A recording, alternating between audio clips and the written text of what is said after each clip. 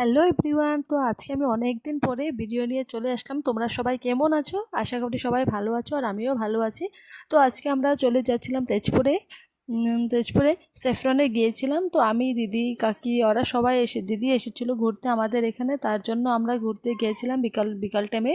তো বেরোয়েছিলাম, তো দেখতে পাচ্ছ জায়গাটা অনেক সুন্দর। তো সবকটা জায়গার আমি আমি ভুলে গিয়েছিলাম। তারপরে দেখো এখানে খেতে বসেছি, তো বসে পড়েছে। তো এইভাবে আমি একটু একটু সবার ফটো তুলে নিচ্ছিলাম। সবাই বলছিল কি ফটো তুলে দিই, ফটো তুলে দিই। আমি নাকি ফটোগুলো ভালো উঠাতে পারি তার জন্য। তারপরে দেখতেই পারো এটা খুব সুন্দর একটা ঝুলনা ছিল।